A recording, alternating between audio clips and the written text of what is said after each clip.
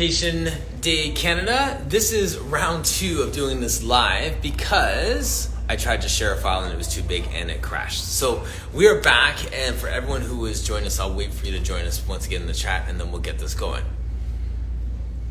Thank you, Instagram, for not being able to handle this. Hi, everybody.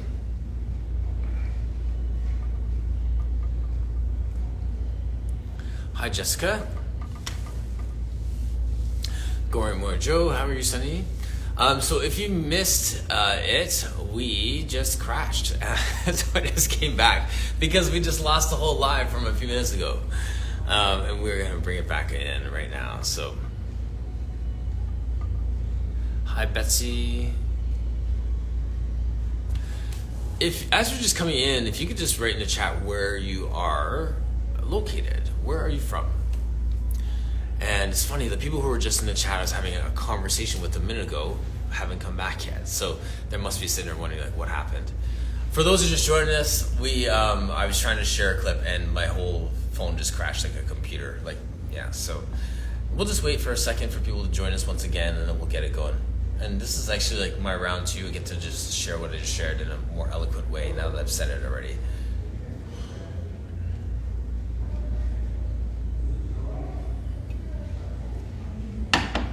Where are you all from? Put it in chat. I know Texas and Denver. I'm in Mississauga, Ontario, Canada.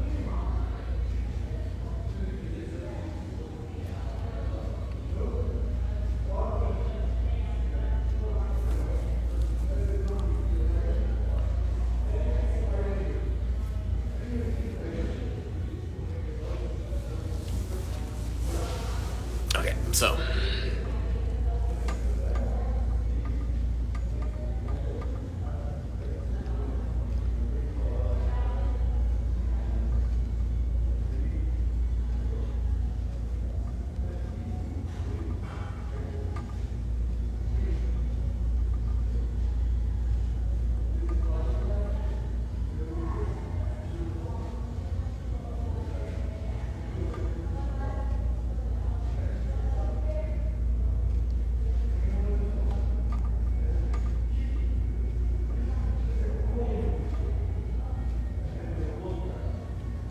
everyone's doing well.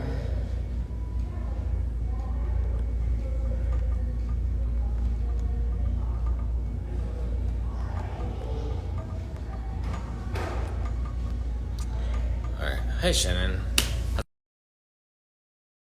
Wow, this thing is like acting up today. Let's discuss. Today is Emancipation Day. It's a celebration here in Canada, where we acknowledge 187 years ago, the Slavery Abolition Act was enacted, which is huge. And what is also huge is the fact that a year ago, Canada acknowledged the Emancipation Day as a day. So if you layer in the Emancipation Day that's being acknowledged by the federal government, so Canada now has Emancipation Day on August 1st, acknowledging the Abolition of Slavery Act and all the impact that had for slavery in Canada. And then you also layer into that what Trudeau did, acknowledging, apologizing for the racism towards one of the battalions in World War I believe it is, World War II. I want to double check my history on that. There's so many things that are happening that acknowledges the social equity of Black people in Canada. And before I unpack that a little bit more, I put up the title, What does emancipation mean?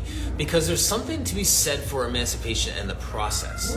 It's one thing to say and declare that there's freedom, and it's another thing to live it out. There's that moment when it was declared that those who were enslaved are now free, and that second they got their freedom, but they did not get their social equality in that second. They didn't get that part of it. And how much is that like it for us in our lives, where we feel like we have freedom over something, we have that liberty, but then at the same time it still takes a while to live it out, to follow through with it. how do we make sure that we actually see it to a point where we're actually free? So there's a personal and a kind of a collective piece of this that I want to tease out a little bit, no pun intended, to my Pilates people. So that being said, I've just been musing on this for a little bit, and there's some fantastic quotes that I put up from a woman that I just did a little research on this morning.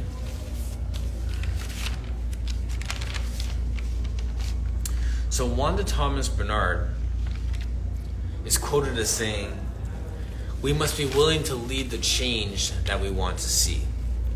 And I love that take on, be the change you want to see in the world and all those different things. There's so many quotes that kind of ring with that same nuance. And for her to talk about it in that way, that does invite me to be a leader in this way, invite you to be a leader in this way. And the second quote that she uses is, "There is room for all of us to engage in the change journey." There's room for all of us to engage in the change journey. And both of those are really powerful quotes that I want to run with. Jenna Zaffino,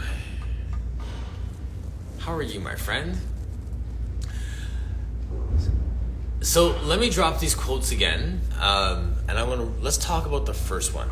I want to unpack these a little bit because they're just so powerful for me. So the first one was, you must be willing to be willing to lead the change that you want to see. Be willing to lead the change that you want to see. What does that quote mean to you? How do you interpret that quote? What does that mean? How does that ring for you? It's one thing to be a part of the change. It's another thing to lead the change you want to see. Big or small?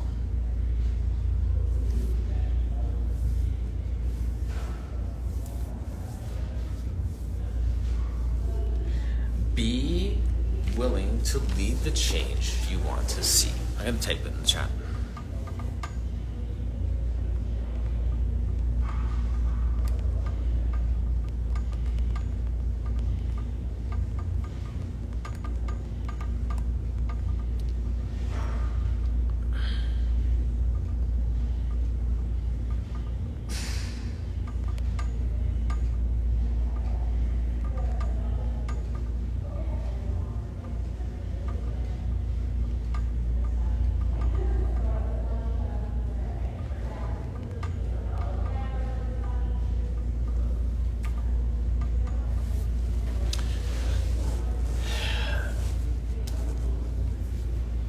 We could bounce between the different levels of, the workplace, your studio, your fitness, your thing, and also social.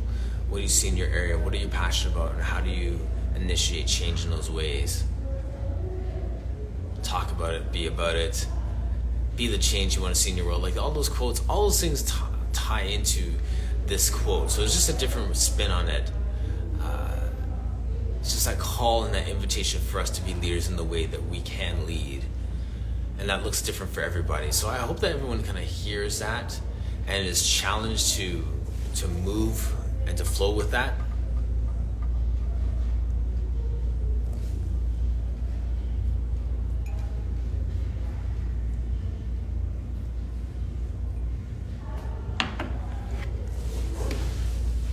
And then here's the second one.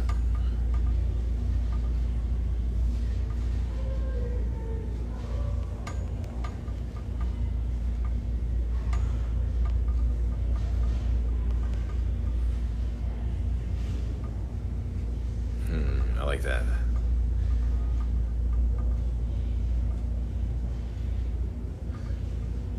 Hi, Tammy. For everyone to engage in.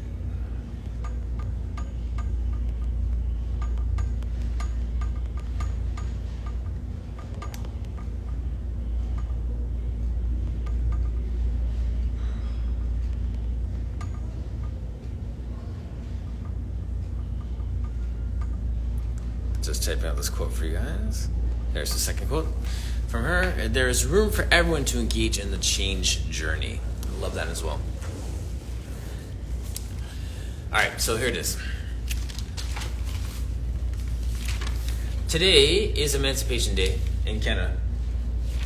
And as we celebrate that, I like the history that we have here in Toronto with that, where Simcoe, one of the founders of Toronto, was one of the initiators of this Slavery Act, which took 30 years between the time that it was enacted, and 40 years between the time it was enacted and the time that people started to actually get their freedom. So August 1st recognizes that. And one of the interesting things about this piece of Canadian history is that we often talk about Canada as the place where people who were enslaved came to Canada and were rescued from their slavery. They found freedom here. And the thing that isn't talked about as much is the fact that there were people who were slaves in Canada. There were slave owners in Canada. Canada had slaves, had people who were enslaved of African descent. We don't talk about that piece because we try and control the narrative in a way that makes it look like we are the saviors, we are the ones who rescue people from slavery, when the reality is that there was plenty of people who were engaged in slavery in Canada. And can I let you in on a little secret? Slavery in Canada might be as bad as it would have been as it was in the States if our climate was better. If we had warm weather 12 months of the year, we would have slavery 12 months of the year, outside, in the fields, doing the work that the climate would allow it to happen. So the weather changes the need for hands working in fields, etc., and so on. So there's a geographical convenience that lended to slavery not being as bad as it could have been somewhere else. So I say that just as something to think about. And something else to think about is the fact that with the slavery that was happening here, there was places where people were free. There was places where there's different things that happen. So it had a different look, a different expression in Canada than the States, but it did happen here. So when we talk about that narrative for Canada, I think we need to acknowledge that as we're celebrating the things that have happened moving forward. I love, once we start to talk about Black history and then names start to come out of people who fought against it, and we celebrate that. I like to keep in that celebration vein when we talk about these things around freedom and emancipation like today. So it's a time of recognition, and it is a time of moving from that place of the emancipation, that moment of declaring freedom, to really getting people to a place of social equity. And it hits in a different way after moments like George Floyd, because there's people, and I really feel it for the people who have been shouting this from the mountaintops for many, many years, who finally had some time in the spotlight once the George Floyd incident happened. That collision of our COVID pandemic and our racism pandemic, everything colliding at one point when they saw that. So there's a sense that people have been saying this for a long time who really weren't given any validation, when it was inconveniently put in front of us and everyone had to see the ugliness of racism expressed in that one moment.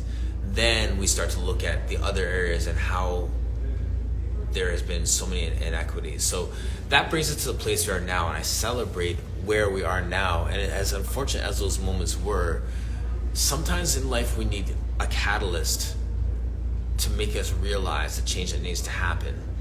And we hate the moment, but we don't want to be the person that we were before the moment.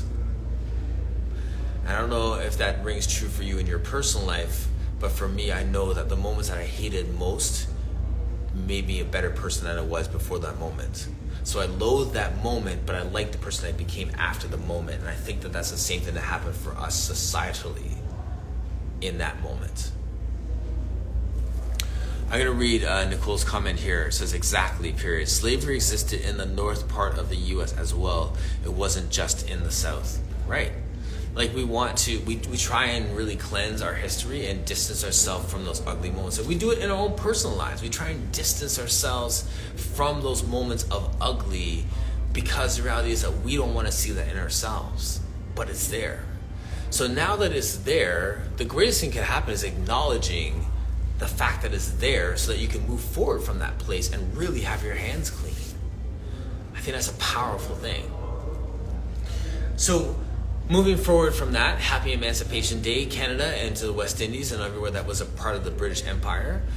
I think that's amazing that we came to that place of celebrating that. And I made a post yesterday. I tried to bring it up earlier and it crashed the whole Instagram, so I won't bring it up again. But I went to the Rosa Parks statue yesterday. There's a statue of Rosa Parks in St. Catharines, Ontario, which not very many people know about. But the Underground Railroad of those enslaved coming from the U.S. to Canada passed through St. Catharines, and that was one of her homes or one of those places where people could find refuge. And as a result of that, the city of St. Catharines, or the town of St. Catharines, have a Harriet Tubman school, a beautiful school, and a beautiful statue, a bronze statue that is in front of the school. And it's just so warm and so welcoming just to see that. And I like to think of it as Canadian history. People want to tag as American history, but it's Canadian history as well. And it's not an integral part of Canadian history. It's kind of like, let's save that till February to talk about it. But it's a part of Canadian history. You think she only brought slaves across and those enslaved across in February? She was bringing people across all year round for many years. So we can't shoehorn everything into 1 month. The fact is that there's this beautiful statue there, and I drive by it. Whenever I go to Niagara Falls now, I find like my car just coming off at Lake Street and just ending up in front of the school. And it must be weird for the people that live in that area to see a random car pull up, some guy take pictures, jump in his car, and leave. You're so familiar with the thing that's right in front of you. But for me, it's a special thing. It's a very, very, very, very, very significant statue. But that's celebrating Rosa Parks. Celebrating, I'm wearing a Rosa Parks t-shirt. That's celebrating Harriet Tubman. And that's Canadian history. But the way that we have shaped our narrative in Canada is that Harriet Tubman was the person who saved those enslaved from the U.S. Full stop. And no one continues the conversation to say, hey, did you know that there was actually people who were enslaved in Canada as well at the same time? True story. That other piece of the story needs to be there too.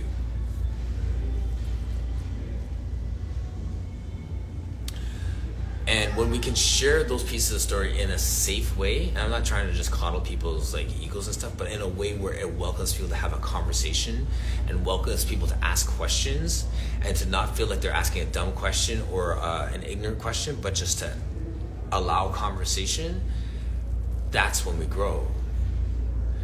One of the great quotes I've heard recently is that one of the things about education, how can I see? I wrote it down here because I thought it was such a good line. I catch this properly. You know when you say something, you just don't want to like say it wrong because it just hits right.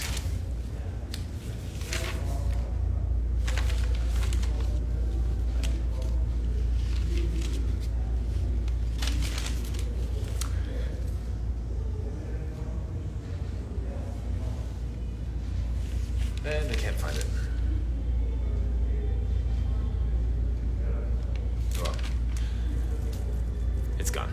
But the point is that when we educate, it's inviting people to get more education, inviting people to ask other questions, inviting people to be part of the dialogue. So just reading Gorimore Joe's comment here, the only tired I was tired of giving in. The tired I was tired of giving in. Yes, that's a great quote.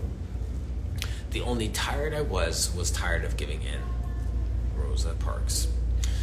Yes.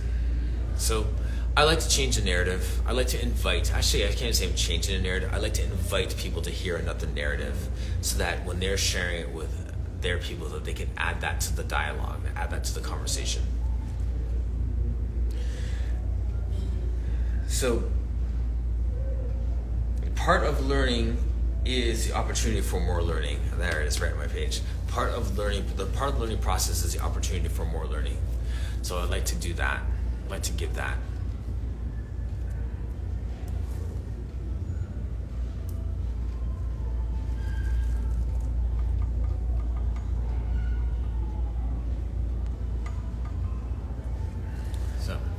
So that being said, we're going to celebrate that today, bring it back up in different posts.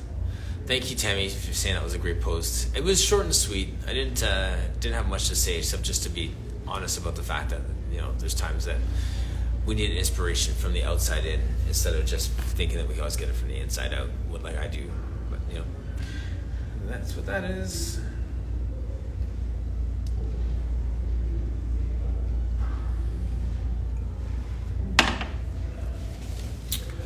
All right. So those are my thoughts on our emancipation and on your emancipation. I hope that we can continue to just grow and have these conversations and be more aware of how to tie those pieces into the puzzle of our history. This week I have some fun guests. I have to remember who they are. But that being said, as always, I love our freestyles where we can have different conversations and highlight the different things that are happening. I can't remember if I said it in this post through or the one before, but if you have any online classes or workshops and stuff, please put it in. I know, Tammy, you have some stuff going on. Sonia, you're getting climatized to your new area. If you're watching this after and in the chat you want to add stuff that's going on, please do. Hi, Amy. Where are you located?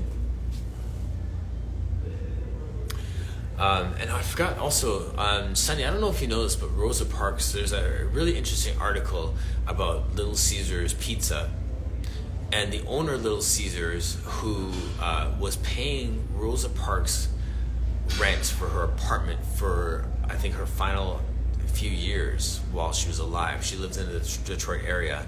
And the owner found out that the social activist needed help, and he was cutting checks for her and paying for her rent for her final years. Powerful story, and it was one of those humble situations where no one knew what was happening, and I think they only found out after that owner had passed away that he had been doing that. Is that crazy? Love that. That is truly using your privilege and your power, your influence for good, and at the same time not letting your right hand know what your left hand is doing. There's a sense of doing these things humbly and powerfully without people even knowing.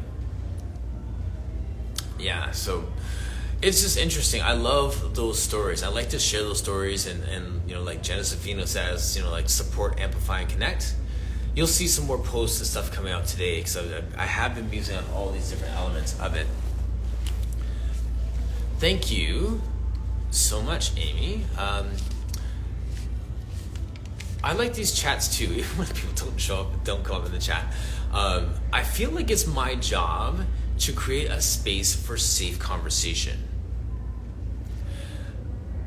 I've had friends of mine talk about the fact that as a Black person, being able to navigate spaces and make people feel invited to be in a conversation about difficult things makes you a safe person, a safe Black person, if I may say that in a positive connotation, where you don't feel like you're going to be ostracized for asking the wrong question. You're invited into a conversation where you can learn and walk away from it being comfortable with some new knowledge and some more questions, so you can go and continue your journey of understanding. And I feel like I have friends who are from different communities where I can have these conversations with as a Black person, not being part of the LGBTQ community, for example, where I can ask some of my friends from that community different things and get understanding. Or someone who is, whatever the topic is. I mean, you can sub out one people group and sub in one of the myriad of people groups that are out there. Have those people in your world. Public service announcement, make friends with everybody so you can understand everybody. Even if it is like a research and development thing so you're a better business owner, it's not going to hurt to have them as friends. It's not going to hurt to have them as friends. You might actually like them. They might actually like you. And as a result of that, we become that much more of a place where people feel like they belong. A place that people feel like they are welcome. And I've said this before, there's a difference between saying you're welcome and saying you belong. It's a difference between someone coming into my house and me following them around to make sure that they don't step on the wrong thing or put the drink in the wrong place. And someone who could walk into my house, go to the fridge, grab themselves a drink because they belong. I want people to feel like they belong when they're in my company, when they're in my space, wherever I am. And I hope that that is a challenge for you, that you could walk into any space and people feel welcome in your bubble, in that force field of wherever you are, because you have that sense of making people feel welcome and belong and safe so that they can ask hard questions of you from a place of wanting to be better and you can answer them. That's how I approach life. That's how I approach business, and I hope that you would approach life and business from that place too. I just said a bunch of stuff there, Tammy. What part of it was a powerful statement? And going more, Joe, reading your comment earlier, the way to right wrongs is to turn the light of truth upon them. Ida B. Wells. Nice. I like those quotes. How are you, Sonia? And is that Ruth Paisley? Paisley Ruth. She's gone.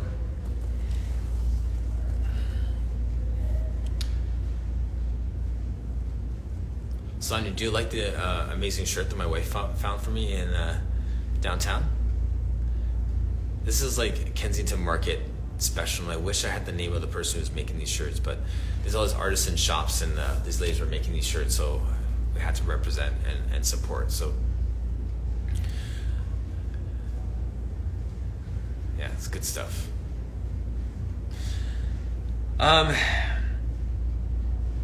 Yeah, I have a lot more to say, and I feel like I'm going to save it for a separate post. I want to go to, thank you. I want to go to City Hall today. Some of you may have saw the post. I really like the area that I live in. And I'm not saying this because I'm running for city council. I've said this for years. I love my city for the effort that we're making. And I'm a personal trainer. I'm a fitness person. And maybe even before then, all I do is celebrate progress. And I celebrate progress and steps that are being made, even if it's a millimeter of a step. So when we acknowledge Emancipation Day in Canada, when our Prime Minister apologizes for the mistreatment of a battalion back in one of the wars, when we do small things like that, those are all steps. And one of the things that I've realized over the last little while is that when you see somebody come up on a podium and talk about the steps that are being made, and you think to yourself, that's it? That moment when you're like, that's it? I guarantee the person who is making an announcement, the person who is advocating for change, came to the table with a massive shopping list of changes, and that's what they got. They didn't get all that they wanted, they got some of it. And they're celebrating the fact that they got some of it, and they're gonna get some more later. So I know that we always want more, and we think about how much further we have to go, but sometimes we need to stop and look back at how far we've come. And I feel like that is what happens a lot when I see these, reparations or for the indigenous community or for all these different things. You think, okay, well, that's a nice gesture, but that's not the real thing. We're still working towards something. And I encourage everyone who's in that journey to do more and to get more and to advocate for more, to keep fighting for it, because we're chipping them down. Like, we're starting to see little things happen. That means that we're all going in the right direction. Keep celebrating those small victories along the way while you're chasing after more, or else you never have a Rosa Parks and everyone that came before Rosa Parks. And a shout out to all those names I don't even know. Sonia, I don't know if you know the names of all the people before Rosa Parks that did what Rosa Parks did, that made Rosa Parks' actions that significant. Viola Desmond in Canada. There's so many things with that. A little bit of a rant this morning. Sorry, my head is just full as I talk about these things. If you get a chance to look her up, Wanda Thomas Bernard is a senator in Nova Scotia, and she has been advocating for an apology from the federal government to Black people for the enslavement of Africans in days past. I haven't heard of any other person who has been doing this. I've heard her name a few times in this process, and I have to say that I will be jumping on that as well in the push to get that apology. I feel like that is something that's so powerful, and we've seen the impact and the celebration that has made for the Indigenous community, but the fact that it's been glazed over and balked at in the Black community is something that I think that needs to stop. When we acknowledge, like we did, the Emancipation Day last year, and those apologies and those things, there is an acknowledgement of what is happening. And I feel like now is the time to push for that actual apology. And here's some food for thought for you. The Emancipation Day celebrations, based on the fact that there was this anti-slavery act that was set forth over 180 years ago.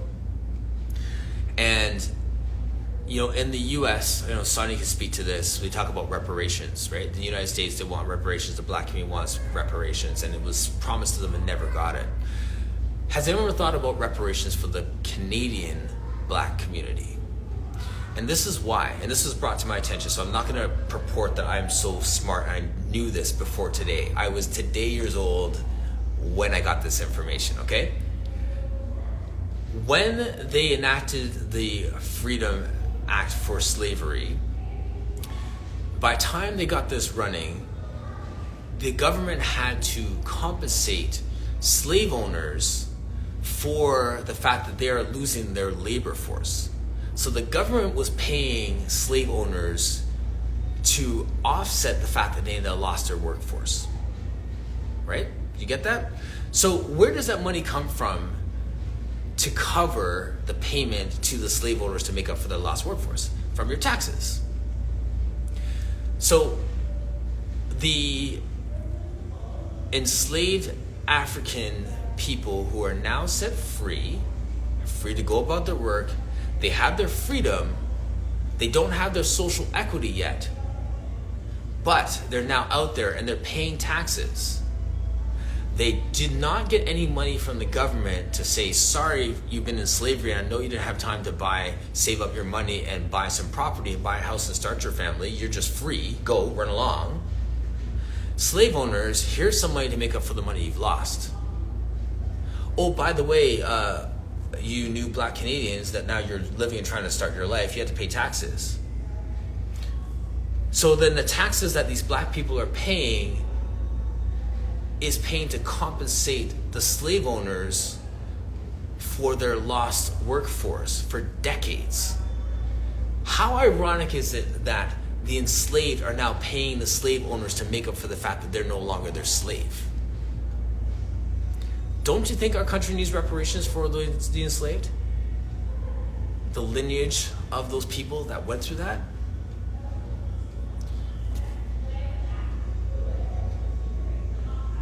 Food for thought.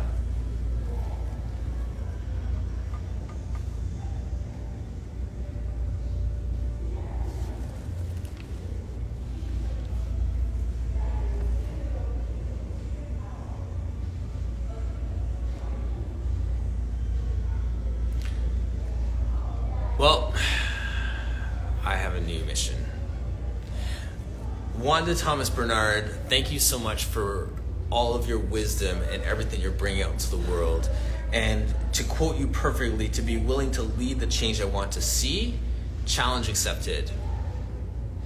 And I feel like there are some amazing people out there in the world that are doing things, and it is important to support, amplify, and connect, and that is what I'll continue to do with the work that she does. That being said, I will sign off for today, and I thank you all for joining us. Join us tomorrow. We're back at it with new guests, new people, and you are all so valuable to me. Thank you for staying in the conversation today in this round 2.